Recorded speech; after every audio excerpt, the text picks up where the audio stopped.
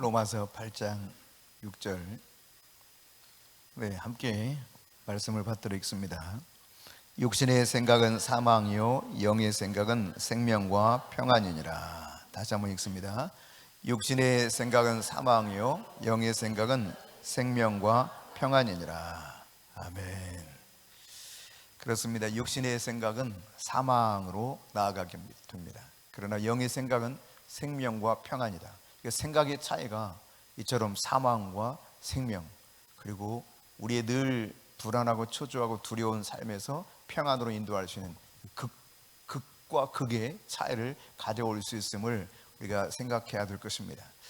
우리가 지난 목요일에 우리가 살펴본 말씀을 생각해 보면 우리 인생을 살아가는 동안 문제가 끊임없이 오겠지만 그 문제를 어떻게 하면 작게 만들 것인가, 그리고 궁극적으로 이 문제를 완전히 이기며 나갈 수 있을 것인가 함께 생각해 봤는데, 문제를 크게 보면 문제밖에 보이지 않습니다. 그래서 문제에 파묻혀요. 허우적거리다가 어쩔 줄 몰라 하면서 결국 인생 속에서 계속된 좌절과 낙심과 불안과 초조와 두려움 속에서 헤매게 되죠. 그러나 문제보다 훨씬 크신 하나님, 그 하나님을 더 크게 보기 시작하면 해결책이 커 보이기 때문에 문제는 그 앞에서 아무것도 아니게 되는 것입니다. 우리가 무엇을 크게 보느냐, 정말 중요하다 그랬죠. 광대하신 하나님, 그 하나님을 내가 바라볼 것인지, 아니면 정말 이 아무것도 아닌 문제 때문에 이 문제를 그냥 늘 골똘히 생각하고 이 문제를 묵상하면서 하나님의 광대하심을 묵상하지 못하고 살아갈 것인지 우리가 선택해야 된다 그랬습니다. 그래요. 근데 이 고린도후서 10장 4절과 5절에 보면은 뭐라고 기록하고 있냐면, 고린도후서 10장 4절 5절 말씀에 보면, 우리의 싸운 무기는 육신에 속한 것이 아니요 오직 어떤 견고한지도 무너뜨리는 하나님의 능력이라. 모든 이론을 무너뜨리며 하나님의 아는 것을 대적하여 높아진 것을 다 무너뜨리고 모든 생각을 사로잡아 그리스도에게 복종하게 하니라고 말씀하셨죠. 우리가 이런 부분들을 지난주에 살펴보면서 여기 어떤 견고한 진이라고 했을 때 이 견고한 진이 뭐라고 그랬습니까? 기억나십니까? 생각이라고. 생각, 노예마, 생각. 그러니까 우리의 생각을 쌓아서 사실은 하나님의 말씀이 내 안에서 역사하지 못하게 만들고 원수 마귀가 우리 안에서 마음껏 활동하게 하는 견고한 진을 세워간다 이 말이에요. 어떤 생각을 품느냐가 이와 같이 완전히 달라지는 거예요. 마귀의 진지를 구축해서 마귀가 마음껏 활동하도록 내 자신을 방치하는지, 아니면 하나님의 생각, 즉 하나님의 말씀을 내가 바라보면서 그 광대하신 하나님을 더 크게 보면서 문제가 아무것도 아니다고 하는 사실을 받아들일 것인가. 그래서 이 견고한 진을 무너뜨리는 것은 하나님의 능력인데, 사실은 모든 인호를 무너뜨리고 모든 생각으로 사라져버려서 그리스도의 말씀에 복종시켜가는 것이 바로 그 비결이라고 하는 것을 우리가 살펴본 바가 있습니다. 여러분, 사로잡아라고 했을 때 이것이 창끝이라고 하는 단어와 동일한 의미를 가지고 있다고 그랬죠. 그러니까 하나님의 말씀이 막 창끝으로 푹푹 찔러서 견고한 진이 조금씩 흔들리다 보면 어느새 틈이 생기고 이게 무너지는 때가 오게 되는 거예요. 그러니까 말씀을 계속 내가 받아들여서 말씀 안에 살게 되면 하나님의 진리로 인해서 내 안에 잘못 형성된 온갖 오해와 추측과 상처와 원한을 생각하면서 그 생각에 꼬리를 물고 일어났던 모든 것들로 차곡차곡 세워놨던 잘못된 견고한 진, 원수 마귀가 활동하게 했던 이 진들이 창끝과 같은 하나님의 말씀, 그 말씀 앞에 무너지게 할 수 있다라고 하는 것을 우리가 같이 생각해 보았습니다. 여러분, 성경은 우리에게 말씀하고 있죠. 우리 하나님이 창조하실 때 하나님의 형상으로 창조하셨다 그랬습니다. 그러면 이 형상이라고 하는, 첼렘이라고 하는 단어는 이미지 오브 갓이라고, 하나님의 그 이미지라고 표현하기도 하는데, 그러면 하나님이 우리 인간의 모습처럼 이렇게 생겼느냐, 뭐 그렇게 상상할 수 있겠습니다만, 그 외면적인 부분보다 내면적인 부분이 하나님의 형상을 닮은 하나님의 속성을, 하나님의 차원으로 우리가 이루어졌다고 하는 것을 우리에게 특별히 가르쳐주고 있는 것입니다. 고린도후서 3장 2절과 3절 한번 같이 읽습니다. 너희는 우리의 편지라 우리 마음에 썼고 무사람이 알고 읽는 바라. 자, 너희는 우리의 뭐라고 그랬습니까? 편지다. 계속해서 보면 너희는 우리로 말미암아 나타난 그리스도의 편지니, 편지는 편지인데 누구의 편지예요? 그리스도의 편지. 다시 말해 그리스도가 어떤 내용들을 우리에게 말씀하고 있는가 그대로 보여주는 나라고 하는 것입니다. 즉 내 내면 안에 그리스도가 어떤 존재인가를 투영시켜주는 존재로 나를 하나님의 형상으로 창조하셨다는 이야기예요. 이는 먹으로 쓴 것이 아니라 뭐라고 말했어요? 우리 육의 마음판에 그렇게 쓴 것이라는 거예요. 하나님의 영으로, 먹으로 돌판에 쓴 것이 아닌 하나님의 영으로 우리 마음판에 그렇게 기록한 그리스도의 편지. 그러니까 영으로 내 안에 그리스도가 어떤 분인가를 낱낱이 기록해놨다. 이것이 하나님의 형상을 닮은 우리 내면의 모습이라는 이야기입니다. 그러니까 여러분 이런 것을 보면 하나님께서 너가 그리스도의 편지라고 내가 인을 쳤다는 거거든요. 도장 딱 찍어서 너는 내 것이야. 그리고 내가 너에게 이렇게 그리스도가 어떤 존재인가, 그리스도가 어떤 마음을 가지고 있는지 내가 너에게 다 영어로 편지를 써놨어. 즉 그분의 모든 생각을 다 기록해 놓았다는 이야기입니다. 근데 이것을 알아차리는 사람들이 비로소 예수를 구주로 영접해서 인생의 주인으로 모시고 사는 거예요. 죄를 용서받고, 아 그렇구나, 내가 하나님의 형상으로 창조되었구나, 내 안에 하나님의 영으로 내가 이 사실을 받아들였을 때 내 영에 그리스도의 편지가 가득 차서 나로 하여금 그리스도를 드러나게 하는 존재로 쓰임받도록 나를 구원하여 선교적 존재로 쓰이게 하는구나. 이거를 깨달은 사람들이 이 진리의 말씀을 받아들여서 구주로 그분을 모셔드릴 뿐만 아니라 인생의 주인으로 모시고 살아가게 되는 것이죠. 이런 사람들에게 주님께서는 약속하셨습니다. 요한복음 15장 7절에 뭐라고 약속합니까? 너희가 내 안에 거하고 내 말이 너희 안에 거하면 무엇이든지 원하는 대로 구하라. 자, 다시요. 너희가 내 안에 거하고 내 말이 너희 안에 거하면 무엇이든지 원하는 대로 구하라. 그리하면 이루리라. 자, 이루어진다는 거예요. 이게 하나님의 약속입니다. 예수님의 약속이에요. 반드시 이루어진다는 것입니다. 이것은 자신의 말씀을 변개하실 수 없는 그분의 약속입니다. 이루리라. 이게 반드시 이루어진다는 것인데 어떻게 되었을 때? 너희가 내 안에 거하고 내 말이 너희 안에 거할 때. 이 거한다고 하는 것은 장막을 친다는 뜻이에요. 스케노, 장막을 친다. 그러니까 여러분, 이 말은 내가 주일날 한번 교회 왔다 갔다가 얼굴 한번 비치고 목요일날 얼굴 한번 비치고 그런 걸 말하는 것이 아닙니다. 함께 거주하면서 사는 상태를 말하고 있는 거예요. 정착하여서 쫙 뿌리를 내리고 같이 사는 모습을 말하는 겁니다. 이런 사람들에게 주님이 약속하셨어요. 너희가 내 안에 정착해서 살고 내 말이 너희 안에 이렇게 뿌리를 내려서 잘 살고 있으면 너는 뭐든지 구해. 그러면 이루어져. 그거예요. 매우 간단한 이치이면서 기도 응답에 대한 확실한 보증입니다. 그러니까 삐쭉 얼굴 내밀고 저 오늘 왔다 갔어요. 아 빠이빠이 하고 가는 이런 상태를 말하는 게 아니에요. 저 주일날 예배 드렸는데요. 목요일날 와서 예배 드리고 기도했는데요. 그런 상태를 말하는 것이 아닙니다. 너희가 내 안에 거하고 네가 내 안에 들어와서 살기를 원해. 내 말이 너희 안에 거하고, 즉 예수님의 말씀은 생명이에요. 영이에요. 영이신 그분이 나와 함께 더불어 살아가게 될 때에 너는 뭐든지 원하는 것 있으면 다 구해. 그러면 이루어져. 이게 주님의 약속이라는 이야기입니다.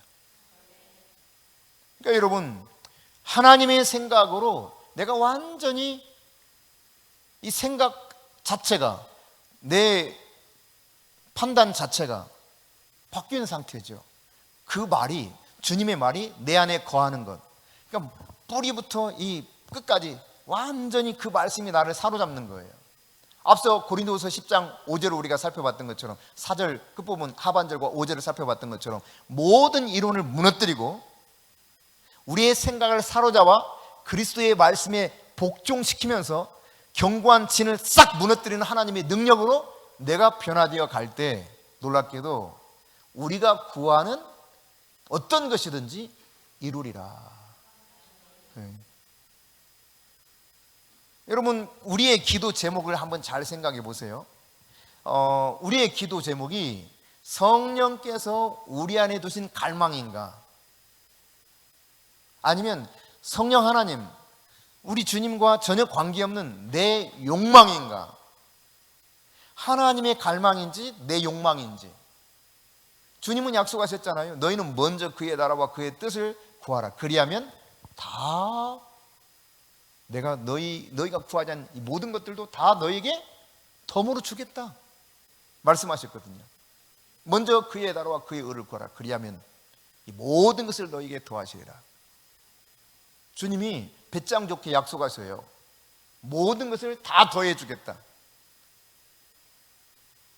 이게 마태복음 6장 33절 말씀이라면 앞서 잠시 전 살펴봤던 것처럼 요한복음 15장 7절에서는 너희가 내 안에 거하고 야, 너 나하고 같이 살아 이거거든요.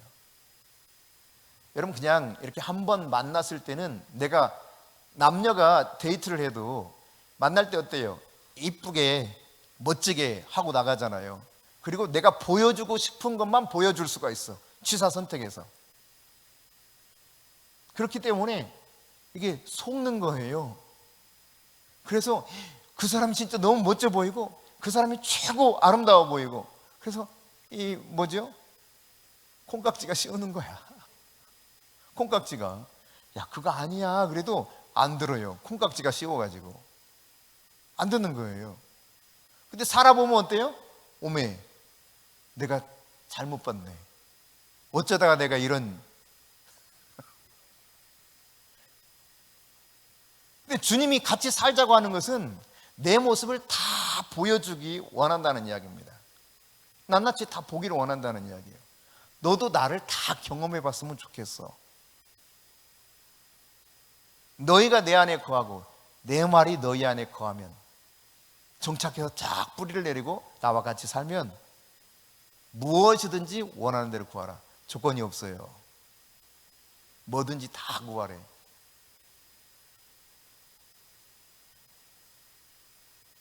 능력 없는 인간도요 사랑에 빠졌을 때 뭐라고 말합니까? 내가 하늘의 별이라도 따다 준다고 그래. 근데 우리 주님은 완전한 능력이 계신 분인데다가 우리처럼 사탕발림의 사랑이 아니에요. 진실한 사랑을 가지고 계신 분입니다. 끝까지 사랑하시는 분입니다. 한 번도 변함없이 그분의 말씀을 그대로 이루시는 분이십니다. 그분이 말씀하시는 거예요.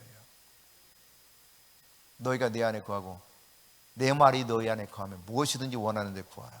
그러니까 우리가 여러분 우리 주님께서 성령께서 내 안에 두신 갈망을 가지고 하나님 앞에 기도하는지 아니면 단순히 내 욕망을 따라 기도하는지 그 말이 나와 주님의 말씀이 나와 함께 살게 되면 이 주님의 말씀이 내 안에 갈망이 되는 거거든요. 여러분 사랑에 빠지면 상대방의 말을 들어요 안 들어요?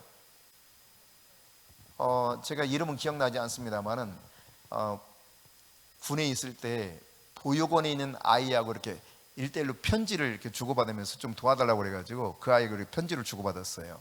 이름도 기억이 안 나요. 그 당시 아마 고1이었을 고1 중3인지 고1인지 처음 시작했을 때가 그래서 한 2년인가 이렇게 편지를 조금씩 주고받았었는데 근데 이 아이가 어떠냐면 여자아이인데 도무지 그렇게 예쁜 옷을 갖다 놓고 입히려고 해도 치마면 일치 안 입는다는 거예요. 아예 거들떠 보지도 않는데요. 강제로 입혀도 다 벗어버린대요. 바지만 입는 거예요. 바지만. 근데 대학을 가더니 어느 날 머리도 막 희한하게 하고 그리고 그렇게 안 입던 치마를 딱 입고 나타났더래요. 왜 그랬을까요? 짐작되시는 게 혹시 있으세요? 네. 자기 마음에 드는 남자가 생긴 거예요. 그리고 그 남자가 머리를 이렇게 하면 어떨까? 치마 입은 모습을 좀 보고 싶은데 말을 듣기 시작해요. 여러분 주님을 사랑하면 주님의 말씀을 듣게 되어 있습니다. 주님과 함께 사는 사람은 주님의 말씀을 듣게 되어 있어요. 그러니까 우리의 기도 제목은 사실 성령께서 원하시는 그 갈망을 나도 동일하게 원해야 돼요. 하나님의 갈망이 내 갈망이요 내 기도 제목이 되어야 된다는 이야기입니다. 그렇게 되었을 때 육신이 생각하는 것들은 점점 사라져. 옛사람이 생각했던 모든 갈망들은 점점 사라져요. 그리고 새롭게 변화를 입은 새 사람이 하나님의 갈망을 나도 동일하게 품고 그분이 원하는 것을 생각하고 그분이 원하는 것을 살아가는 그런 변화가 일어나기 시작하는 것이죠.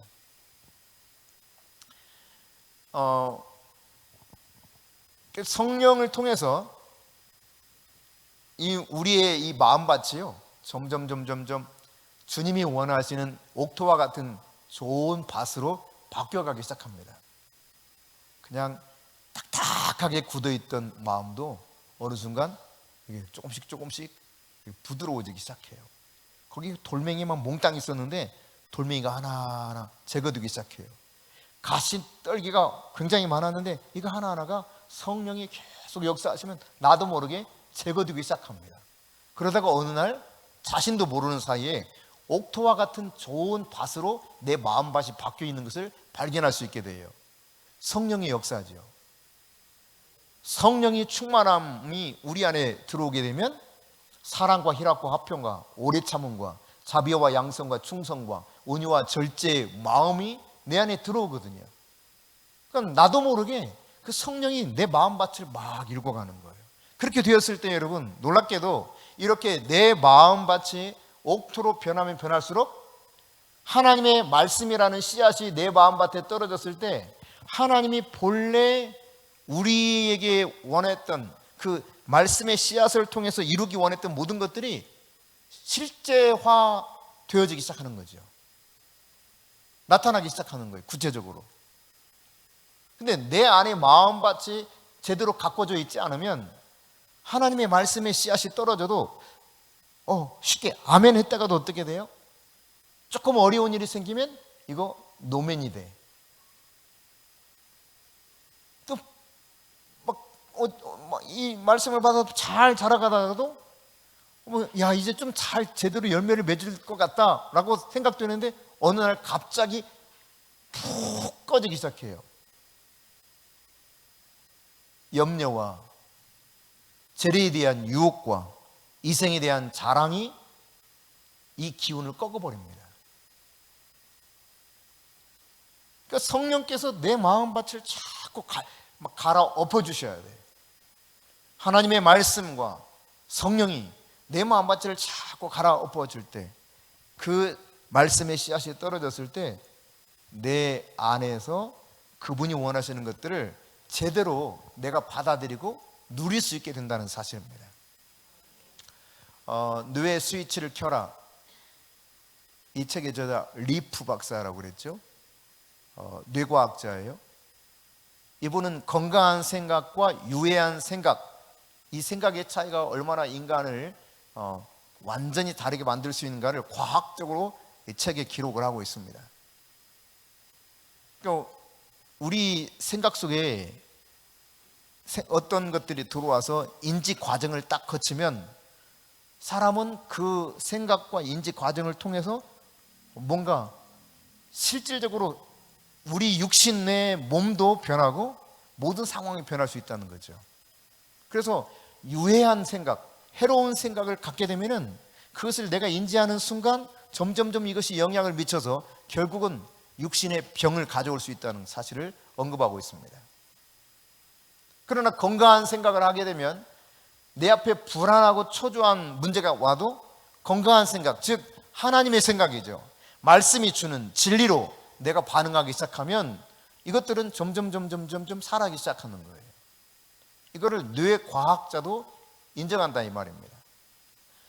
하나님의 말씀을 묵상하거나 기도하게 되면은 유해한 어떤 것들이 나에게 공격하고 온다 할지라도 이것들이 어느 순간 사라져버리고 오히려 하나님의 말씀 앞에서 내가 어떠한 문제도 넉넉히 이길 수 있는 사람, 그리고 그 문제가 오히려 나의 삶을 더 윤택하게 하는 것으로 바뀌는 이러한 일들을 겪을 수 있다고 하는 사실을 이야기하고 있죠.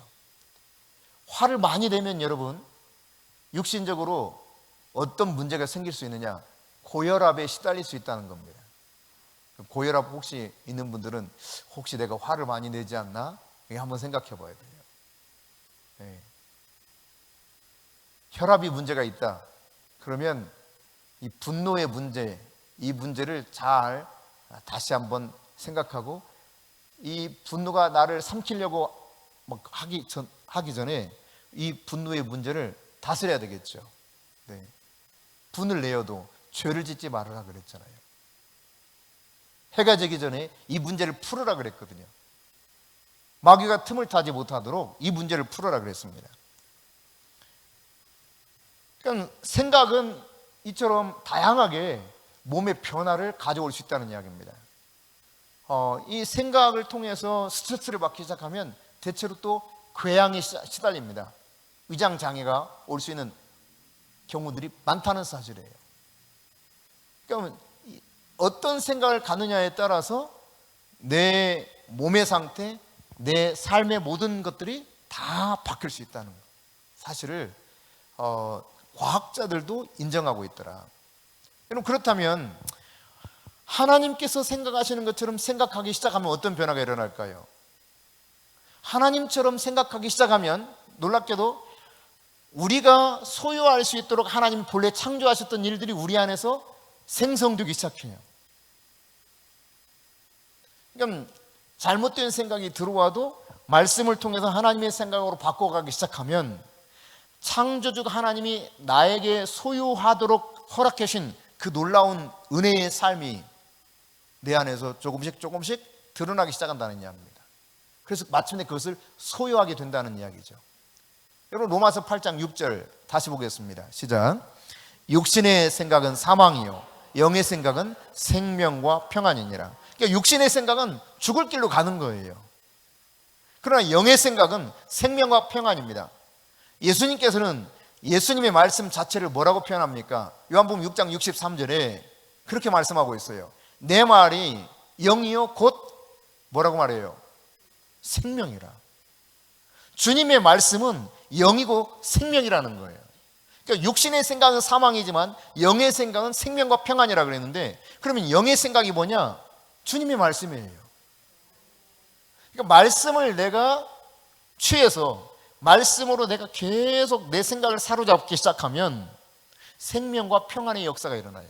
창조주가 나를 위해서 준비했던 모든 것들, 소유하도록 했던 모든 것들을 내가 그것을 누리면서 소유하면서 권세 있게 살 수 있는 삶이 회복된다는 이야기입니다. 그런데 여러분, 우리가 사람이 타락해서 죄를 지은 이후에는 육신의 생각을 가진 이 부분이 늘 도사리고 있거든요. 그래서 하나님의 영의 생각과 늘 갈등하게 되어 있습니다. 영의 생각과 육신의 생각은 늘 싸워요. 그래서 이 로마서 8장 5절 말씀에 보면은 육신을 따르는 자는 육신의 일을, 영을 따르는 자는 영의 일을 생각한다 했고, 또 7절에 보니까 육신의 생각은 하나님과 원수가 되느니 이는 하나님의 법에 굴복하지 아니할 뿐만 아니라 할 수도 없습니다. 8절에는 육신에 있는 자들은 하나님을 기쁘시게 할 수 없다, 이렇게 말씀하고 있어요. 그러니까 육신의 생각은 하나님과 계속 대적하는 거예요.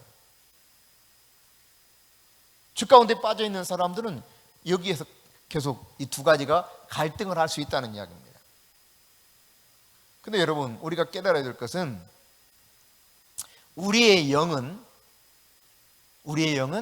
하나님의 방식을 찾고 있다는 사실입니다. 영적인 것을 찾고 있어요. 우리는 영, 혼, 육으로 이루어진 존재죠.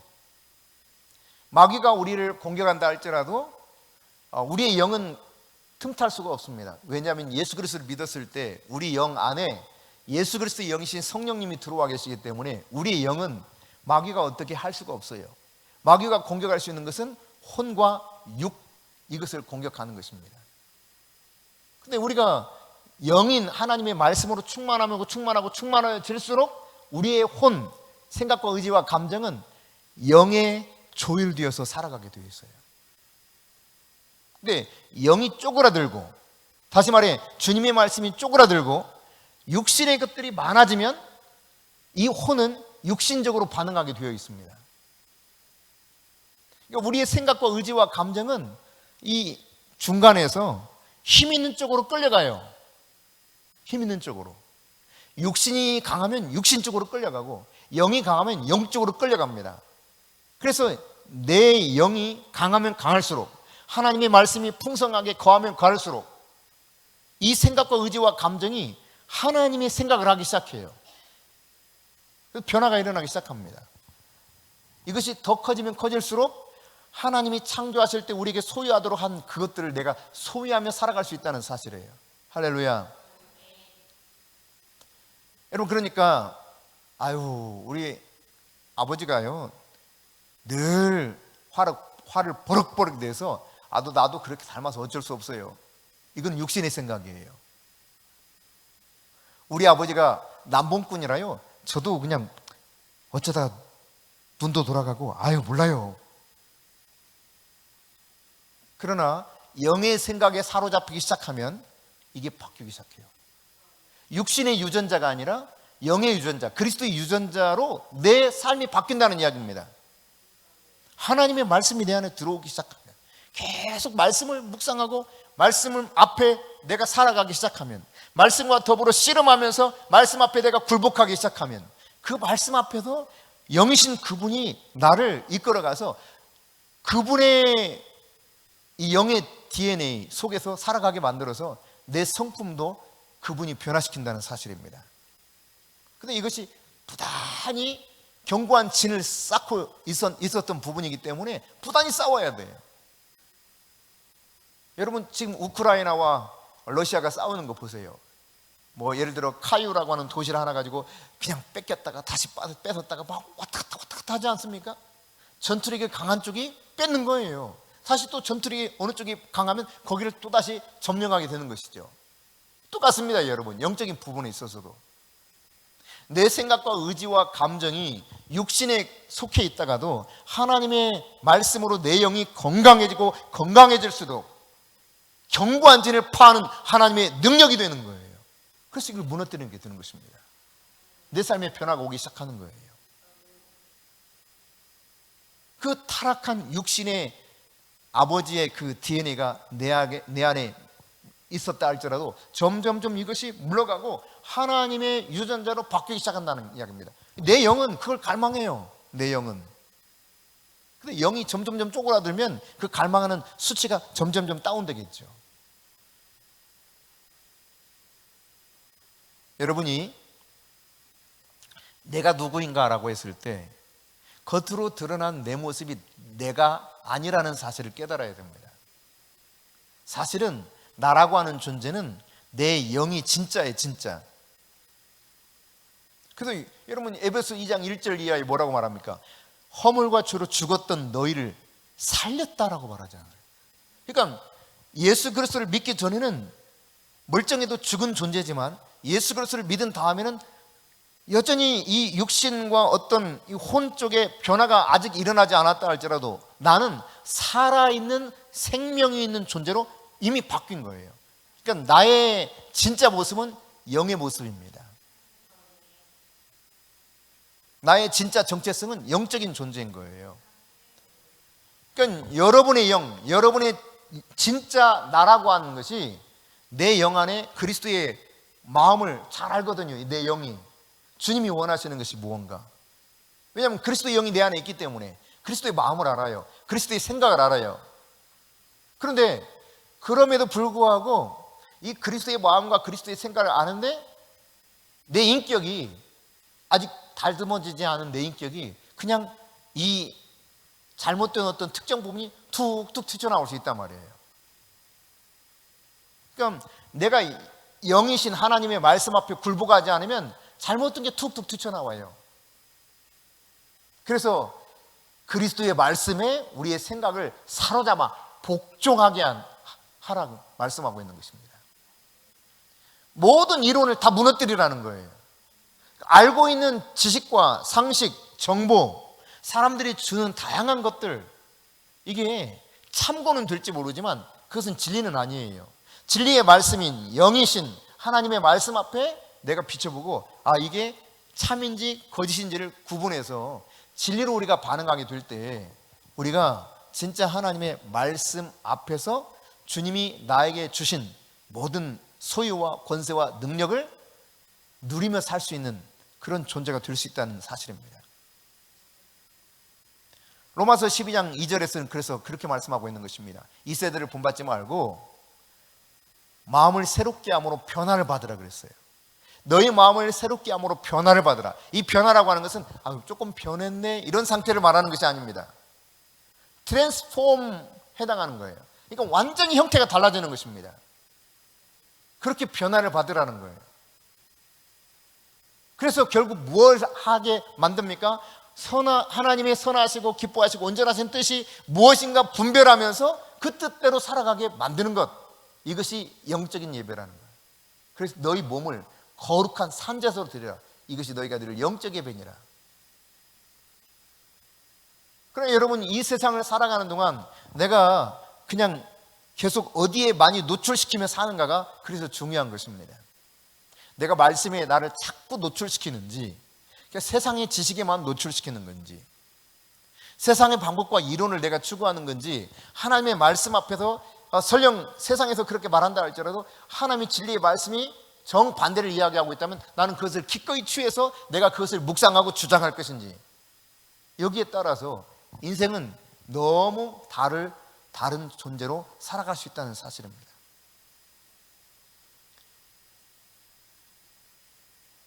그러니까 내가 하나님의 말씀, 이 그리스도의 영에 굴복하지 않으면 새 마음이 될 수가 없어요. 새 마음이 되지 못하면 여전히 내 마음 안에서는 갈등이 일어나죠. 계속 갈등이 일어나요.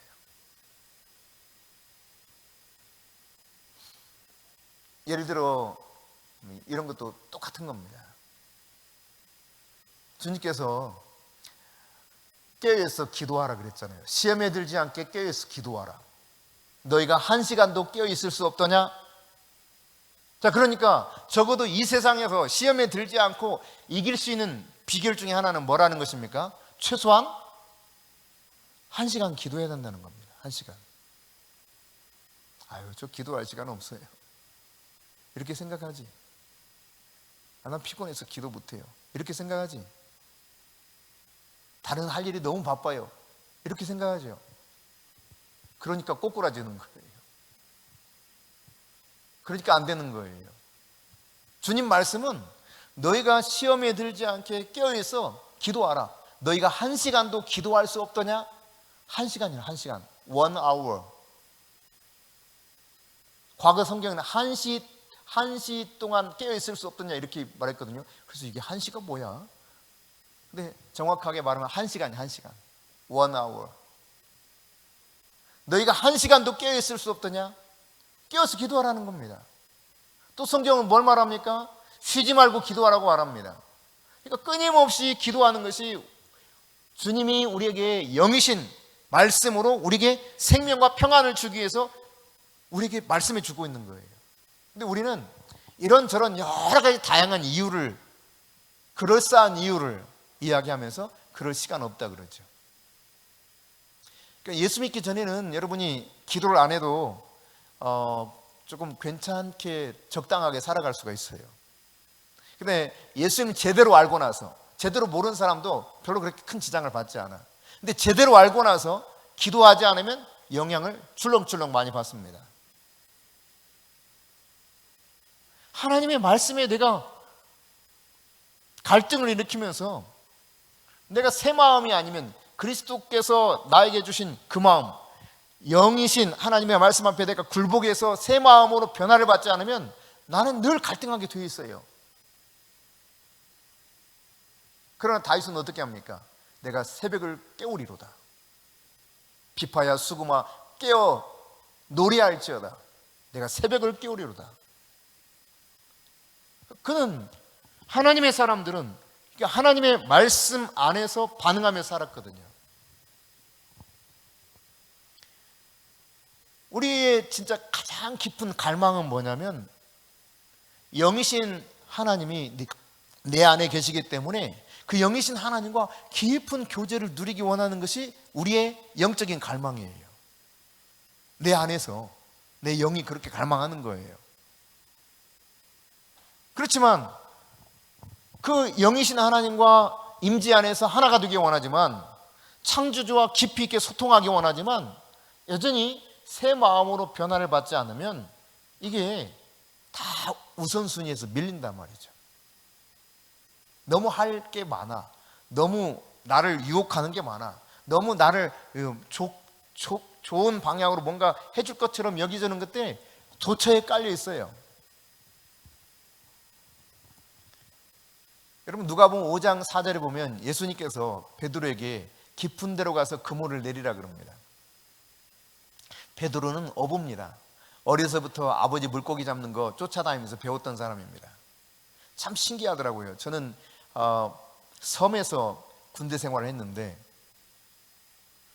어느 날 이제 근무하다가 본래 그러면 안 되는 건데 영외로 마음껏 나가서는 안 되거든요. 그 외박을 나가든가 뭔가 하여튼 분명한 근거 있이 나가야 되는데, 이제 군대 생활 좀 오래 하다 보면은 방법이 생겨요. 그냥 나갈 수 있는 방법이. 그래서 몇몇 사람들이 이제 거기도 이제 하사관들도 다 끼죠. 그래서 끼어가지고 낚시를 가서 바다 낚시. 바로 바다니까, 내려가면 바다니까. 여기 산에서 내려오면 바다예요. 바다 낚시를 가는데 방이들한테 그 떡밥, 그러니까 갯지렁이죠, 갯지렁이. 바다에서 사는 갯지렁이 잡아오라고 그러고, 또 이제 거기다 이제 그때는 예수 안 믿을 때니까 이해하셔요. 소주도 좀 가져오라고 그러고, 안 가져오면 이제 또 나중에 괜한 것으로 시비 걸면서 얻어 터질까봐 얘네들이 잘 준비를 해가지고 옵니다. 먹을 거랑. 그래서 잘 준비를 해가지고 오면은 이제 말이지, 낚시를 해도 이놈들이 안 걸려. 다 도망치는 어디가 있는지, 그 많던 고기들이. 그래서 몽땅 다 낚시를 가지고 했는데 그때 한 10명인가 이렇게 낚시를 했을 거예요. 물론 이제 고급 낚싯대가 아니라 그냥 이 낚싯줄에다가 바늘 끼워가지고 가는 거야. 이렇게 잡고 있는 거야, 낚싯줄을. 그래서 손맛으로 이렇게 잡는 거예요. 이게 파도가 밀리는 것인지 물고기가 물어서 당기는 건지 이걸 감으로 하면서 이렇게 잡아내는 거예요. 내가 그때 이 광어를 한 마리 큰 거 하나 낚았다는 거 아닙니까? 맛있더라고. 그 현장에서 먹으니까 진짜 맛있더라고요. 근데 어쨌든 말이죠, 이렇게 하는데 기껏 해봤자 내가 한 마리 잡고 망둥이는 아니고 하여튼 아주 조그마한 거 몇 마리 잡고 끝이야. 우리 진짜 뭐야. 방위들은 그냥 우리 준비만 해주고 갔으니까요. 우리끼리 잡는 거지. 못 잡았어요. 근데 어느 날 그 마을에 내려갔는데, 그때 당시 아마 막 30대 초반이었을 거예요. 그 마을의 이장이었어. 젊은 이장.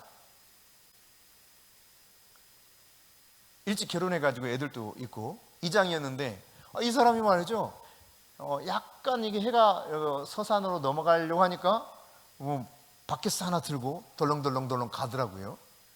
그러더니 잠시 후에 나타나는데 고기가 가득이야.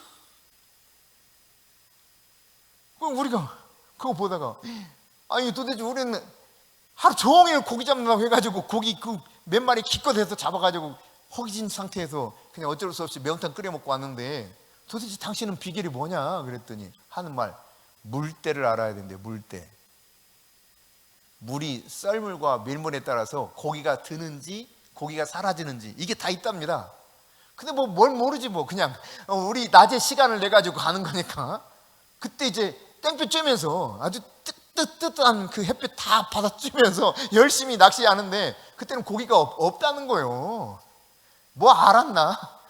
그놈들이 좀 가르쳐줬으면 괜찮았을 텐데 안 가르쳐주고 가서 고생 좀 해봐 이랬는지 갯지렁이는 주고 소주 주고 가버린 거지 그냥.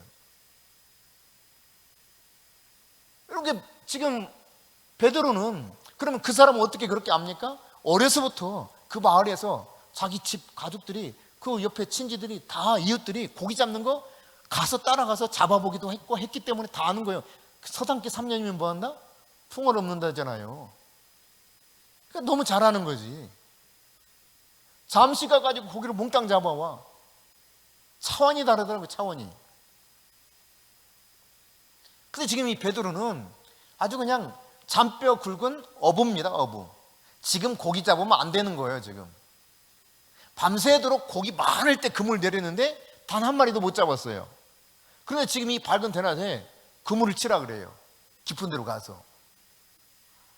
여러분, 이때 생각을 자기의 경험과 본래 가지고 있는 이 물때와 고기에 대한 지식, 이 모든 것을 종합해서 에이, 쓸데없는 소리 하지 마세요. 고기 잡는 거 우리가 선수야, 선수. 그거 해봤자 뭘 된다고 지금 이 시간에 그물 손질 다 하고 있는데 고기를 잡으라고 그물 내리라고 그래요. 아이, 쓸데없는 소리가 우리 내릴 거예요. 이럴 수도 있을 테고, 아니면 베드로처럼 내가 밤이 맞도록 밤새도록 수고해서 그물질했지만 단 한 마리도 못 잡았는데 뭐라고 말합니까? 주의 말씀에 의지하여 그물을 내리리이다. 이 생각의 차이예요. 내가 알고 있는 상식과 경험과 지식은 이게 아닌 거야. 이래서는 안 되는 거야. 근데 주님의 말씀은 정반대예요. 근데 베드로는 내가 주의 말씀에 의지하여 그물을 내리리이다. 자신의 생각대로 살지 않았습니다. 예수님의 말씀을 받아들여서 순종했습니다. 그 결과 그는 많은 고기를 잡았을 뿐만 아니라 그 후로 바로 어떻게 되었습니까? 나를 따라올래? 내가 너를 사람 낚는 어부되게 해줄게. 곧장 배와 그물과 가족들을 다 버리고 따라가는 일이 바로 일어나죠. 이 일 후에. 그러니까 본래 하나님이 창조하신 모습으로 살아가는 놀라운 변화가 생각 속에서 주님의 말씀을 받아들여 순종하는 이 일을 통해서 이루어졌다는 이야기입니다. 끊임없이 우리는 알고 있는 지식과 상식과 경험과 정보를 통해서 거부하면서 살아요. 영은 그래, 말씀을 내가 따라서 순종해야 되는데, 근데 내가 알고 있는 것들은 그러면 나는 이렇게 어려워지는데, 고살파지는데, 힘들어지는데 하기 때문에 이거 거부하려고 해요. 이 사이에 갈등이 있는 거예요. 여러분이 무언가 바라보게 될 때 제대로 볼 수 있어야 됩니다. 하나님의 선하심과 하나님의 긍휼과 하나님의 자비와 하나님의 권능, 이것을 볼 수 있어야 돼요. 이것은 육신의 눈으로 보는 것이 아닙니다. 마음의 눈, 영적인 눈으로 볼 수 있는 것입니다. 마음과 생각을 하나님께 두게 될 때 그게 보이기 시작해요. 마음의 눈으로 내가 영의 말씀을 그대로 받아들여서 이 보기 원하면 하나님이 말씀하신 그 말씀 속에 권능과 자비와 긍휼과 무한하신 그 은혜의 것들이 보이기 시작한단 말이죠. 우리 이 건축하게 될 때 조언을 해주면서 초창기 현장 소장 한동안 열심히 일해줬던 그분을 소개해주면서 좀 도와줬던 안나연, 그 당시 집사님, 지금 권사님이 되셨는데, 그분 이제 동생 이야기를 얼마 전에 이제 이야기 끝에 이틀 전인가 이렇게 이야기를 나누게 됐어요.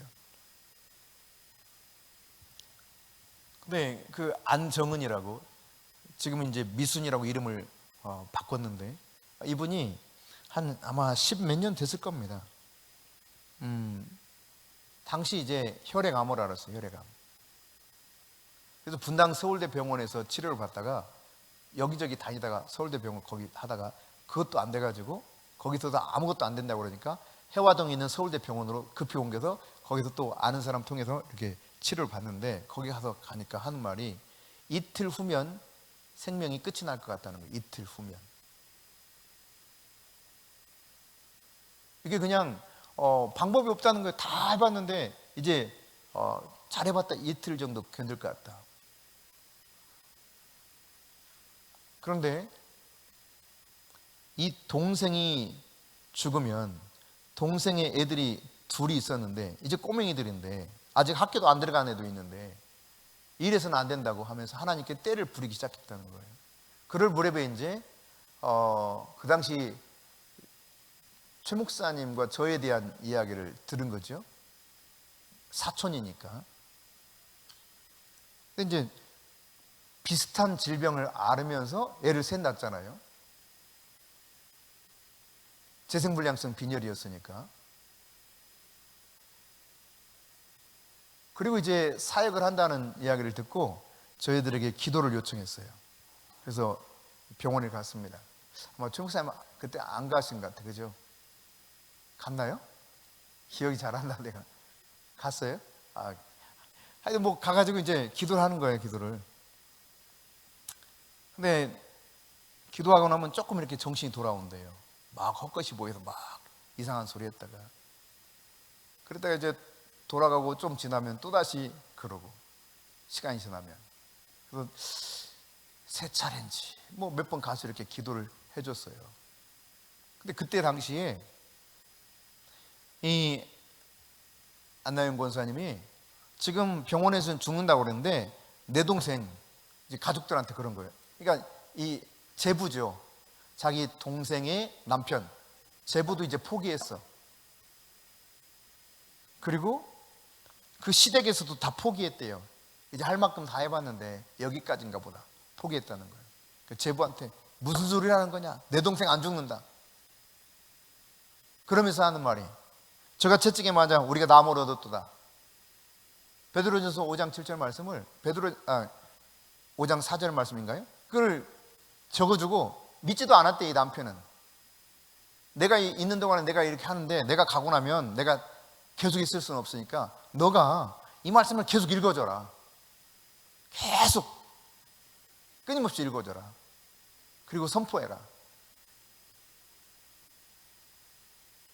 정은이는 반드시 살아난다. 선포해라. 결국 여러분, 이틀 살고 죽을 것이라고 했던 사람이 지금까지 살아있어요. 그리고 지금 회계사 사무실을 운영하고 있다고 하더라고요. 이 생각의 차이예요. 의사가 절망적이고 이제 끝이라고 말합니다. 그러나 하나님의 말씀에 근거해서 생각을 바꾸는 거예요. 그리고 잘못된 생각을 하고 있는, 일반적인 지식을 받아들여서 생각하고 판단하고 있는 이 사람들조차 말씀으로 그렇게 계속 반응하게 만들었을 때 놀라운 변화가 일어난 것이죠. 여의도 그 성모병원에 루푸스 환자였던 집사님 한 분이 입원했었습니다. 근데 뭐 이렇게 부어가지고요 죽어가는 거죠. 그 아버지가 내과 과장이었어요. 그래서 중환자실을 제가 신방을 가면 언제든지 들어갈 수 있도록 허락해 줬습니다. 병원에서. 본래는 안 되는데 중환자실에 딱 들어갈 수 있는 시간이 딱 정해져 있잖아요. 근데 무조건 허락해 줬어요. 가서 이제 일주일에 몇 차례씩 가서 신방을 하는 겁니다. 근데 그 남편이 이 아버지가 친정 아버지가 최고의 권위자들을 통해서 다 치료를 받겠는데, 그리고 최신의 약과 모든 것을 다 동원했는데 안 되는 거예요. 의학적인 상식으로 이제 더 이상 안 된다는 판단을 내린 거죠. 그리고 사위한테 이제 여기까지인 것 같다. 이제 우리 그만하자. 얘도 너무 고생이고 우리도 고생이다. 근데 제가 하나님의 말씀은 죽은 자도 살린다 그랬다. 포기하지 말자. 그랬더니 이 남편이 받아들였어요. 그래서 이 사위가 나는 끝까지 해보렵니다. 그리고 계속해서 말씀을 선포하고 선포했는데 놀랍게 건강한 몸으로 회복이 됐습니다. 이제 끝이라고 하는 사람이에요. 그러니까 하나님의 말씀이 운행하기 시작하면, 그 말씀 앞에 순종하기 시작하면 하나님의 선하심과 하나님의 권능과 자비와 긍휼이 그 보이기 시작한다니까요. 그리고 그것이 역사하기 시작해요. 그러므로 여러분이 여러분의 마음과 생각 속에 하나님을 두어야 돼요. 하나님 말씀을 두어야 돼요. 영이신 그 하나님을 두고 살아야 됩니다. 육신의 눈으로 바라보지 마시고 영적인 눈으로, 영의 생각을 가지고 영적인 눈으로 바라봐야 됩니다. 우리의 영은 하나님의 권능을 알아요. 그러니까 과거의 어떤 경험이나 지식에 여러분이 의지하지 말고 영이신 하나님의 말씀을 의지할 수 있기를 바랍니다. 살아계신 성령님을 의지할 수 있기를 바랍니다. 문제는 뭐냐면 우리 마음과 생각이 하나님의 권능과 하나님의 그 자비, 이것과 소위 협업을 해야 돼. 협업. 그러니까 아무리 A, B가 아주 뛰어난 각각의 기술이 있어요. 근데 얘네들이 협업을 잘하면 세계에서 가장 최고의 뭔가 제품을 만들어낼 수 있어. 근데 서로 뭔가 마음이 뒤틀려가지고 협업이 잘 안 돼. 그럼 어떻게 됩니까? 끝끝내 이거 못하는 거예요. 하나님은 온전하신 분이요, 하나님은 모든 것을 하실 수 있는 전능하신 분이요, 하나님 우리에게 자비와 긍휼을 베풀어 주신 분이요, 말씀을 통해서 우리에게 모든 것을 약속해 주신 분입니다. 그 하나님과 우리의 마음과 우리의 생각이 협업을 잘해야 돼. 다시 말해 우리의 생각이 그분의 말씀으로 일치돼야 된다 이 이야기입니다. 그렇게 되면 하나님이 내 안에서 운행하시면서 일하시고 역사하시는 것입니다. 그럼 요한복음 8장 32절 자 같이 읽습니다. 진리를 알지니 진리가 너희를 자유롭게 하리라. 우리를 죄와 저주와 사망 가운데서 자유롭게 할 수 있는 것, 그것이 무엇입니까? 진리예요. 진리. 이 진리가 무엇입니까? 요한복음 14장 6절에 예수님 말씀하셨어요. 내가 길이요 진리요 생명이다. 진리는 예수님입니다. 예수님이 입에서 나오는 말씀이 영이요 생명입니다. 그래서 우리에게 평안을 줍니다. 영원한 생명을 주십니다. 그 예수님과 진리와 내가 협업을 잘해야 돼. 그러면 내 안에서 놀라운 변화가 일어나기 시작하는 것이죠. 여러분 이사야 26장 3절 말씀 같이 읽습니다. 주께서 심지가 견고한 자 평강하고 평강하도록 지키시리니 이는 그가 주를 신뢰함이니라. 심지가 견고한 자를 지키신대요. 심지가 견고하다 이 말을 바꿔서 표현하면 마음이 강한 자, 심지가 견고한 자, 마음이 견고한 자, 마음이 흔들리지 않고 진리의 말씀에 의해서 그렇게 견고하게 가져가는 자에게 평강하고 평강하도록 지키신다. 왜? 주를 신뢰하기 때문에. 주를 신뢰하기 때문에 마음이 왔다 갔다 하질 않아요. 여러분 하나님의 말씀을 100% 신뢰할 수 있기를 바랍니다. 주를 신뢰하면 주님은 말씀하고 약속하고 있습니다. 내가 평강하고 평강하도록 지켜주겠다. 오늘 여러분의 문제가 무엇입니까? 사실 여러분 앞에 있는 문제는 아무것도 아닙니다. 단지 영으로 생각하지 못하고 육신적인 생각을 하는 것이 문제일 뿐입니다. 우리 죽어도 살잖아요. 가장 인간이 두려운 문제가 무엇입니까? 죽음 아니에요? 죽음. 죽어도 살아요. 단지 죽어도 사는 것뿐만 아니라 죽음 이후에는 하나님께서 우리를 그분의 기업을 예수 그리스도와 더불어 함께 상속받을 수 있는 자로 내가 딱 서게 만들어요. 할렐루야. 새로운 삶에 대해서 약속하고 있는 것을 기억하실 수 있기 바랍니다. 같이 해봅시다. 영의 생각을 하자. 영의 생각을 하자. 영의 생각을 합시다. 당신 영의 생각을 하기로 결단한 거 맞습니까? 물어요.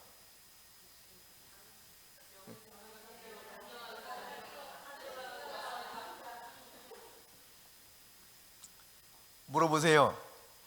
당신은 영의 생각을 하기로 결단했습니까? 네. 영의 생각을 하실 수 있기를 바랍니다.